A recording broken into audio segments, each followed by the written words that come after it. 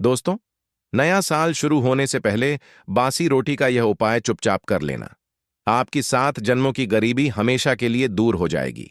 नए साल में माता लक्ष्मी आपकी जिंदगी में इतना धन बरसाएगी कि आपसे संभाला नहीं जाएगा। जिंदगी के सारे दुख दूर हो जाएंगे। मनचाही शादी करनी है तो वह भी हो जाएगी। गंभीर से गंभीर बीमारियों से मुक्ति मिल जाएगी। परिवार में सुख शांति आएगी। प्यारे साथियों, बांसी रोटी का यह उपाय आपकी जिंदगी को पूरी तरह से बदल देगा और आने वाले नए साल में आपकी जिंदगी स्वर्ग से भी बेहतरीन बन जाएगी। मुझे पता है आप अपने जीवन में बहुत दुख झेल रहे हो। बहुत परेशानी आपने इस साल सही है।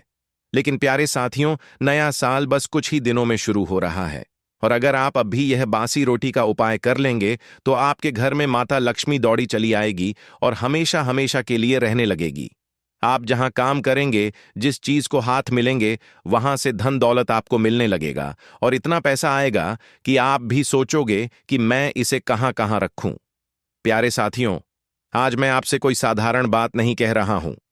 आज जो शब्द मेरे मुख से निकलने वाले हैं, वे केवल आवाज नहीं है, वे अनुभव हैं। वे शास्त्रों की गहराइयों से निकली हुई चेतावनियां हैं। यह कोई कथा नहीं है, कोई मनोरंजन नहीं है, बल्कि वह सत्य है जिसे सुनकर कई लोग चुप हो जाते हैं और कई लोग डर जाते हैं, क्योंकि यह वह ज्ञान है जो हर किसी को नहीं बताया जाता। हर कान इसके योग्य नहीं होता। शास्त्रों में यह सब लिखा हुआ है। संतों ने इसे जिया है, लेकिन इसे उन्हीं तक सीमित रखा गया जो इसे संभाल सके, क्योंकि यह उपाय अगर गलत हाथों में चला जाए तो वरदान नहीं, बोझ बन जाता है। लेकिन अगर सही व्यक्ति के हाथ लग जाए तो सुन लीजिए, तब केवल हालात नहीं बदलते, तब भाग्य को भी झुकना पड़ता है। नया साल आने वाला है और बहुत लोग सोचते हैं कि नया साल मतलब नई तारीख, नया कैलेंडर, नया मोबाइल वॉलपेपर और कुछ नए संकल्प। लेकिन जो जीवन को समझता है, जो कर्म को पहचानता है, वह जानता है कि नया साल केवल दिन नहीं बदलता। नया साल पुराने कर्मों का वही खाता खोलता है जो आपने वर्षों में बोया है, वही इस नए साल में उगने वाला है। कुछ लोगों के लिए नया साल अवसर बनकर आता है और कुछ के लिए चेतावनी बनकर।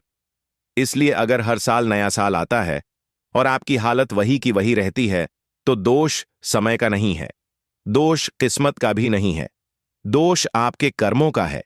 अगर आपके जीवन में गरीबी पीछा नहीं छोड़ रही, चाहे आप कितना भी मेहनत कर लें, चाहे दिन रात खप जाए, फिर भी पैसा हाथ में टिकता नहीं, अगर कर्ज उतरने का नाम नहीं ले रहा, एक जाता है तो दूसरा सिर पर बैठ जाता है, अगर विवाह की बात बनते बनते टूट जाती है, रिश्ते आते हैं लेकिन टिकते नहीं, बार बार अपमान और निराशा हाथ लगती है, अगर शत्रु बिना कारण नुकसान पहुंचा रहे हैं, बदनामी हो रही है, झूठे आरोप लग रहे हैं और आप समझ ही नहीं पा रहे कि किसका दोष है, या फिर शरीर दवा खाकर भी ठीक नहीं हो रहा, इलाज चलता है लेकिन राहत नहीं मिलती, मन भारी रहता है, नींद नहीं आती, तो उस समय अपने भाग्य को मत कोसिए।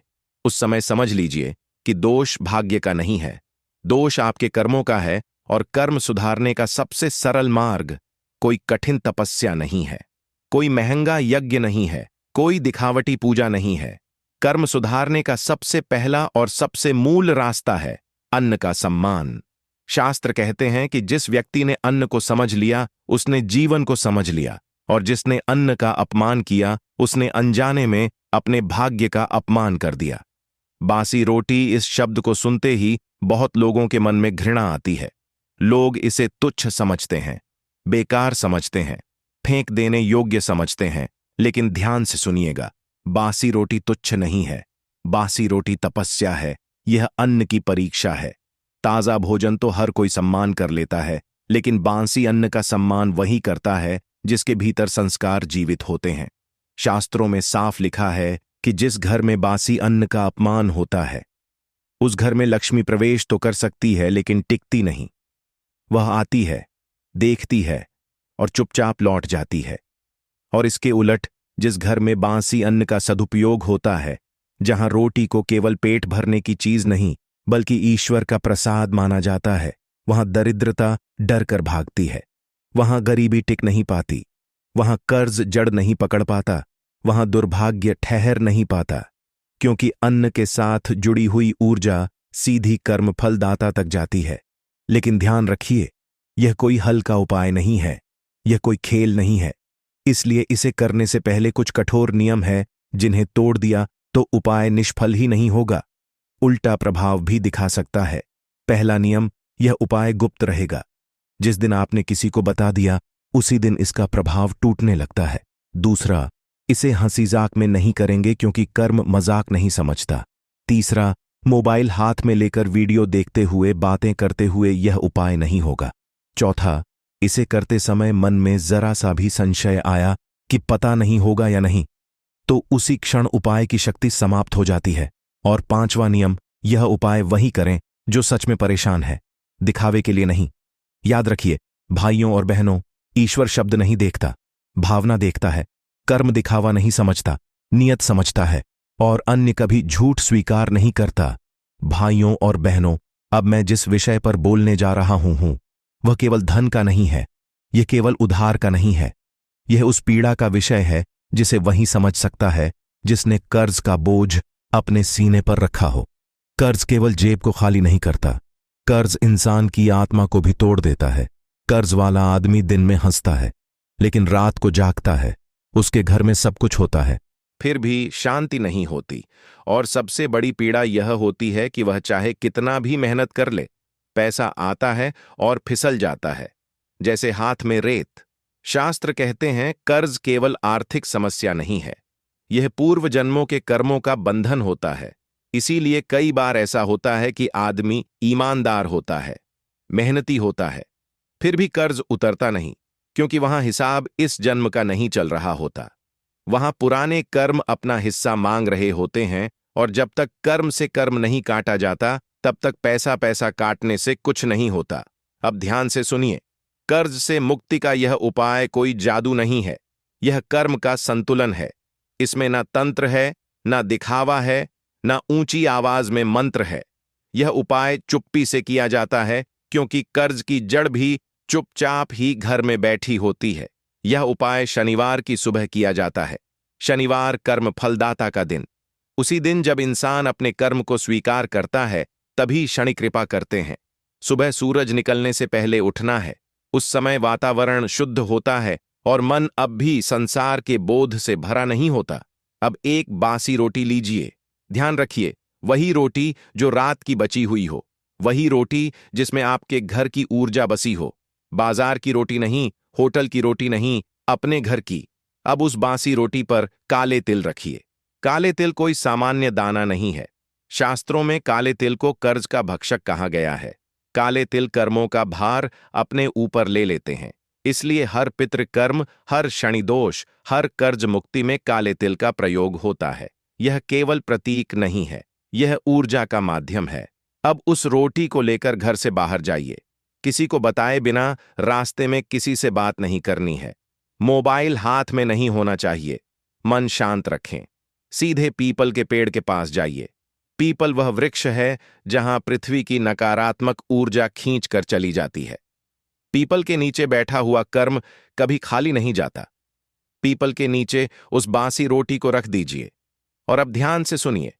बोलना बहुत कम है, ऊंची आवाज में कुछ नहीं कहना, केवल मन ही मन या बहुत धीमे स्वर में इतना कहना है, हे कर्म फलदाता, मैंने जाने या अनजाने जो भी कर्म किए, उनके कारण जो बंधन मुझ पर चढ़ा है, उसे अब काट दीजिए। मैं कर्ज नहीं, कर्तव्य निभाना चाहता हूं।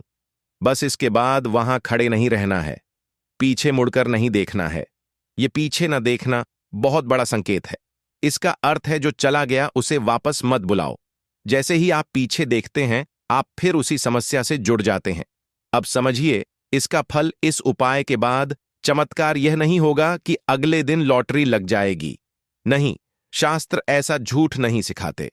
चमत्कार यह होगा कि रास्ते खुलने लगेंगे, कहीं से पैसा आने का मार्ग बनेगा, कोई रुका हुआ भुगतान वापस आएगा, कोई ऐसा व्यक्ति मदद करेगा जिसकी आपने कल्पना नहीं की होगी। कई बार उधार देने वाला स्वयं शांत हो जाता है। कई बार कर्ज चुकाने की व्यवस्था अपने आप बनने लगती है। और सबसे बड़ा चमत्कार यह होता है कि अब पैसा टिकने लगता है, आय और व्यय के बीच संतुलन आने लगता है, मन का बोझ हल्का होने लगता है। लेकिन एक बात याद रखिए भाइयों और बहनों, यह उपाय केवल वही फल देता है जो अंदर से टूट चुका हो, लेकिन झूठा ना हो। जो कर्ज लेकर ऐश करता है उसके लिए यह उपाय नहीं है। जो मेहनत से भागता है उसके लिए यह उपाय नहीं है। यह उपाय उसके लिए है जो कर्ज से शर्मिंदा है, जो रात को ईश्वर से रोता है और जो सच में मुक्त होना चाहता है। शनिदेव दंड नहीं देते, वे सुधार का अवसर देते हैं, और जब इंसान झुकता है तभी शनि पिघलते हैं। अगर यह उपाय श्रद्धा से किया गया तो कर्ज का पहाड़ भी रेत की तरह ढाने लगता है। भाइयों और बहनों, अब मैं जिस विषय पर बोलने जा रहा हूं वह धन से भी अधिक संवेदनशील है, क्योंकि धन चला जाए तो वापस आ सकता है, लेकिन जब जीवन में विवाह का समय निकलता चला जाता है तो मन के भीतर एक खालीपन बस जाता है। हर घर में यह पीड़ा दिखती नहीं, लेकिन भीतर ही भीतर जलाती रहती है। माँ बाप की आंखें रास्ता देखती हैं, रिश्तेदार सवाल पूछते हैं, समाज ताने देता है और व्यक्ति स्वयं को दोषी मानने लगता है। कई बार तो हालात ऐसे हो जाते हैं कि प्रेम भी है, समझ भी है, फिर भी विवाह नहीं हो पाता, और कई बार सब कुछ ठीक होते हुए भी एक के बाद एक रिश्ता टूट जाता है। शास्त्र कहते हैं, विवाह का रुकना कोई साधारण बात नहीं है, यह केवल उम्र का विषय है नहीं है, यह कर्म और ग्रहों का संकेत होता है। जब पिछले जन्मों के वचन अधूरे रह जाते हैं, जब किसी का हृदय अनजाने में दुखाया जाता है, या जब परिवार की स्त्री पुरुष ऊर्जा में असंतुलन आ जाता है, तब विवाह योग बंध जाता है। इसलिए कई बार लड़का लड़की योग्य होते हैं, सुंदर होते हैं, संस्कारी होते हैं, फिर भी उनका घर बसने में देर होती है। अब ध्यान से सुनिए, विवाह केवल दो शरीरों का मिलन नहीं है, विवाह दो कर्मों का बंधन है। इसलिए इसका उपाय भी शरीर से नहीं, भाव और अन्न से जुड़ा हुआ होता है, और इसी कारण यह उपाय बहुत गुप्त है, बहुत सरल है, लेकिन उतना ही प्रभावशाली भी। यह उपाय सोमवार की रात किया जाता है। सोमवार मन का दिन है, चंद्र का दिन है, और विवाह मन के संतुलन से ही होता है। उस रात घर में जो रोटी बच जाए वही बासी रोटी इस उपाय की आधार बनेगी। ध्यान रहे, यह रोटी किसी मजबूरी की नहीं, श्रद्धा की होनी चाहिए। मन में यह भावना हो कि मैं अपने कर्म सुधारने जा रहा हूं। अब उस बासी रोटी के दो टुकड़े कर लीजिए। यह दो टुकड़े केवल रोटी नहीं है, यह स्त्री और पुरुष ऊर्जा का प्रतीक है। अब पहला टुकड़ा अगली सुबह गाय को खिलाइए।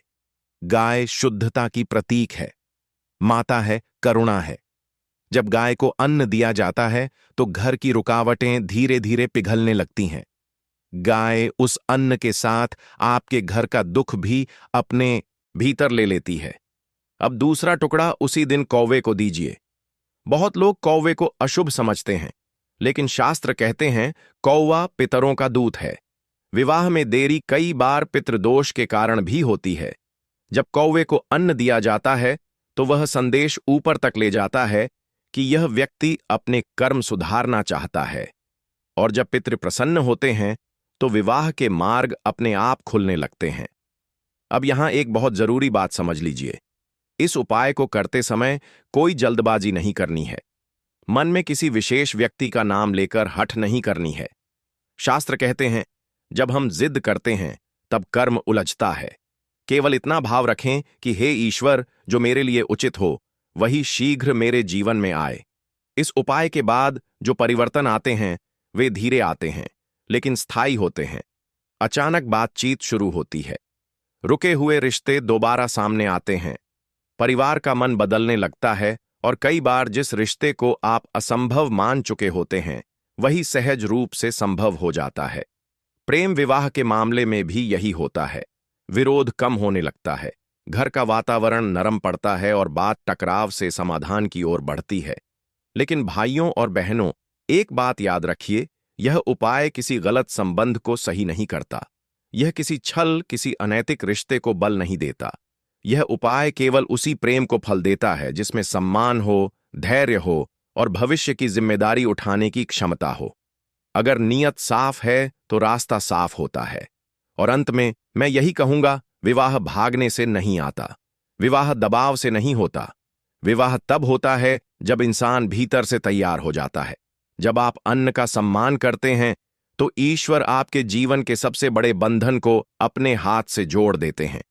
अगर यह बात हृदय में उतर गई तो समझ लीजिए, विवाह का समय दूर नहीं, भाइयों और बहनों, अब जो बात मैं कहने जा रहा हूं उसे सुनते समय मन में हलचल होगी।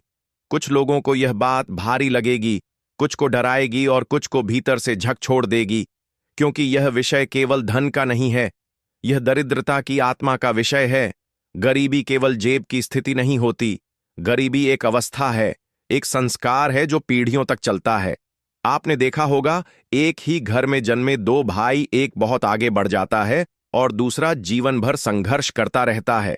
वहां फर्क मेहनत का नहीं होता, वहां फर्क कर्म और अन्न के व्यवहार का होता है। शास्त्र बहुत स्पष्ट कहते हैं, दरिद्रता तब आती है जब लक्ष्मी नाराज नहीं बल्कि उदास हो जाती है, और लक्ष्मी तब उदास होती है जब घर में अन्न का अपमान होता है, श्रम का अपमान होता है, और जो मिला है उसके लिए कृतज्ञता नहीं होती। बहुत लोग कहते हैं, हम तो ईमानदार हैं फिर भी गरीब हैं, लेकिन शास्त्र कहते हैं ईमानदारी पर्याप्त नहीं होती, संस्कार भी चाहिए, और संस्कार का पहला संकेत है अन्न के प्रतिभाव। अब ध्यान से सुनिए, बांसी रोटी कोई साधारण चीज नहीं है, यह उस अन्न का अंतिम रूप है जिसने आपको जीवित रखा, ताकत दी और अब भी आपके घर में पड़ा है। यह अन्न की अंतिम परीक्षा है।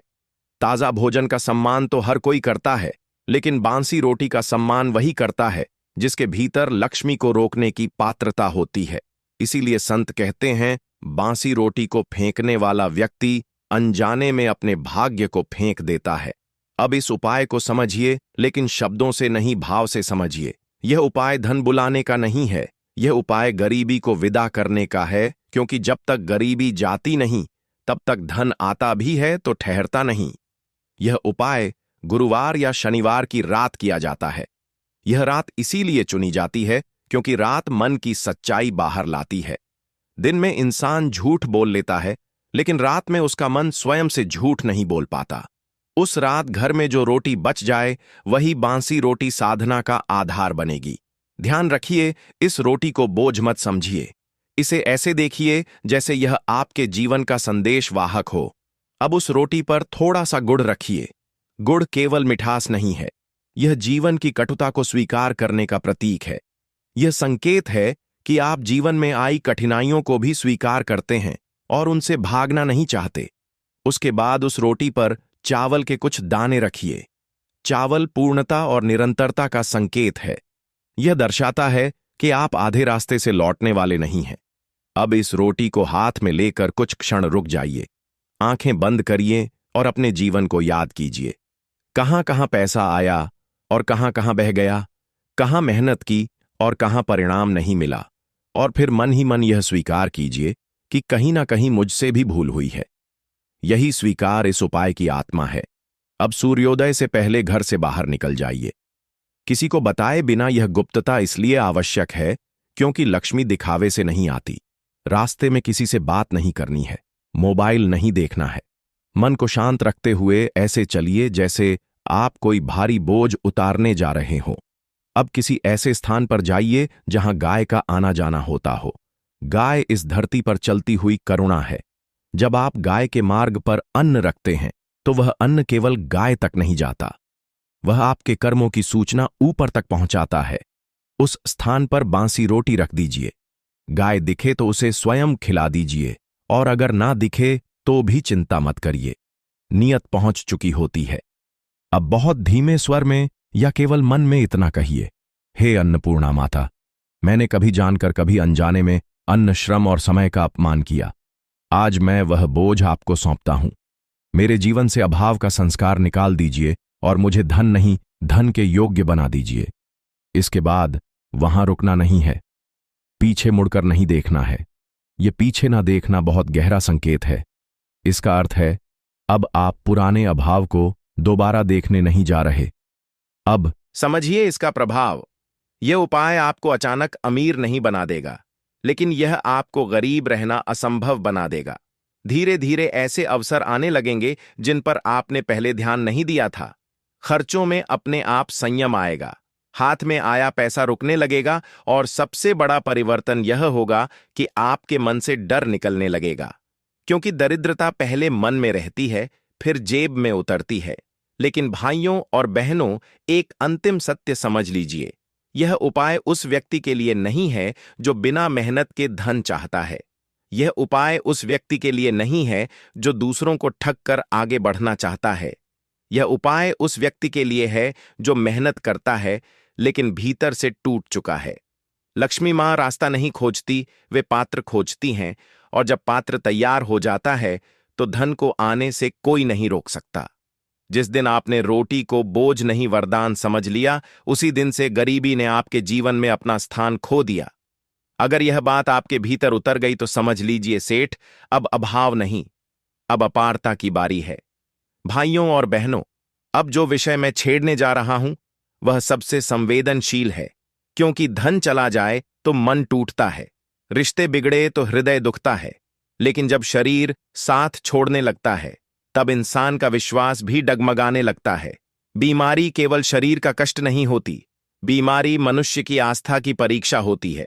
दवा चलती है, डॉक्टर बदलते हैं, रिपोर्ट आती है, खर्च बढ़ता है, लेकिन भीतर कहीं एक डर बैठ जाता है, पता नहीं अब ठीक भी होऊंगा या नहीं। शास्त्र बहुत स्पष्ट कहते हैं, हर बीमारी दवा से नहीं जाती। कुछ बीमारियां शरीर में नहीं, कर्मों में जड़ जमाकर बैठी होती है।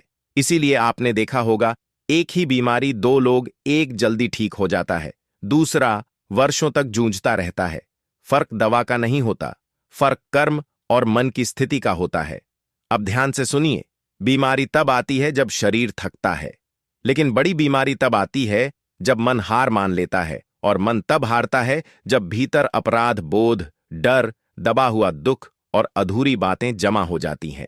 शास्त्र कहते हैं, जब इंसान अन्न का अपमान करता है या अन्न को केवल पेट भरने की वस्तु समझता है, तब वही अन्न धीरे धीरे औषधि होना बंद कर देता है। और जब अन्न औषधि ना रहे तब दवा भी अपना पूरा असर नहीं दिखा पाती। अब इस उपाय को समझिए, यह उपाय दवा के विरुद्ध नहीं है, यह उपाय डॉक्टर के विरुद्ध नहीं है, यह उपाय कर्म और शरीर के बीच का टूटा हुआ संवाद जोड़ने का है। इसलिए इसे हल्के में मत लीजिए। यह उपाय रविवार की सुबह किया जाता है।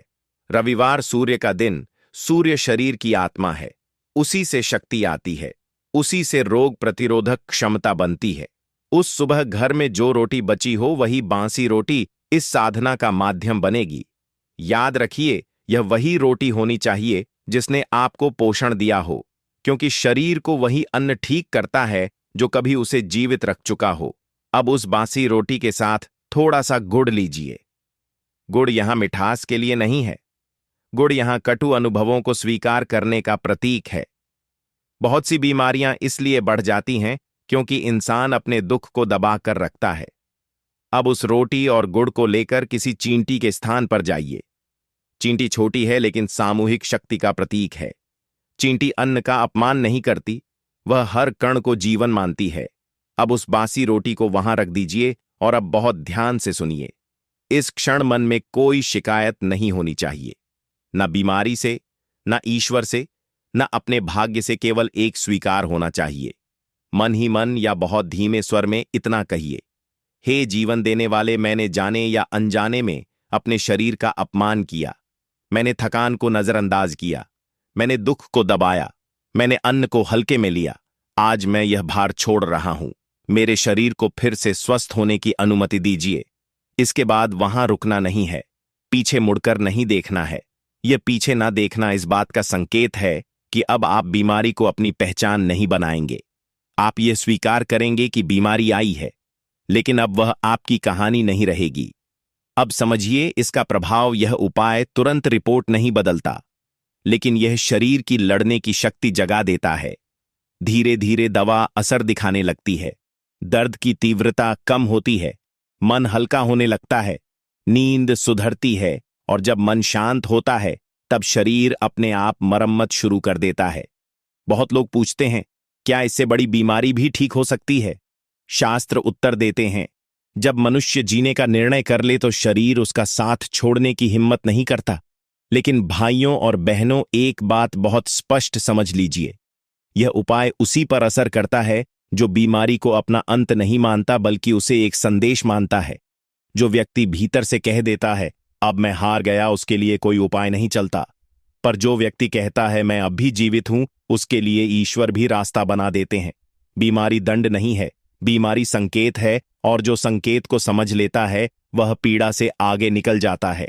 जिस दिन आपने अन्न को फिर से औषधि मान लिया, उसी दिन से आपके शरीर ने ठीक होने की प्रक्रिया शुरू कर दी।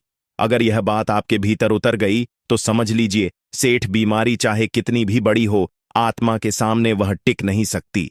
2026 आपके लिए कैसा रहेगा, ये ग्रह तय नहीं करते, ये भाग्य अकेले तय नहीं करता, ये आप तय करते हैं अपने भाव, अपने संकल्प और अपने कर्म से।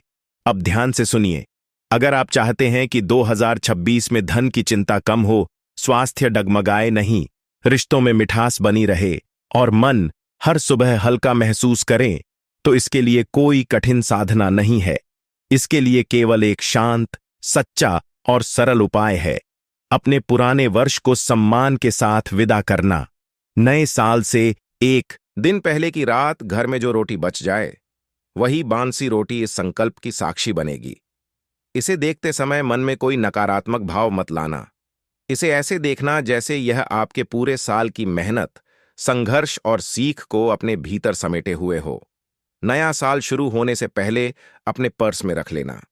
यह एक छोटी सी चीज मित्रों, इतना पैसा आएगा कि संभाले नहीं संभाल पाओगे। आपकी जेब कभी खाली नहीं रहेगी। आपके जीवन में धन धान्य और उन्नति के मार्ग खुलेंगे और आपके जीवन में खुशियों की कभी कमी नहीं होगी। जी हां दोस्तों, देखिए, आज मैं आपके लिए एक बहुत ही गुप्त एवं चमत्कारी उपाय लेकर आया हूं, जिसे यदि आपने नया साल आने से पहले कर लिया, तो नए साल में मित्रों आपके जीवन से दुख, दर्द, तकलीफ, कंगाली और गरीबी का नामो निशान मिट जाएगा। आज की वीडियो आप सभी लोगों के लिए बहुत फायदेमंद होने वाली है, क्योंकि दोस्तों, आज जिस विषय के बारे में मैं आपको बताने वाला हूं, उस विषय की चर्चा एक किसी शास्त्र में भी नहीं की गई है। यह जो चीज है मित्रों, ये इतनी गुप्त है कि प्राचीन समय में केवल कुछ आरसी मुनियों ने अपने चेलों को ही बताई थी। और देखिए, यदि आप आने वाले समय में अपना भाग्य बदलना चाहते हैं, अपने घर की तकदीर बदलना चाहते हैं, तो यह एक छोटी सी चीज आज ही लाकर अपने पर्स में जरूर रख लेना, क्योंकि जो बात अब बताई जा रही है वह सामान्य उपाय नहीं है दोस्तों। यह ऐसा गुप्त धन संकेत है जिसे शास्त्रों में सीधे सीधे नहीं लिखा गया है, बल्कि संकेतों में छुपाकर बताया गया है।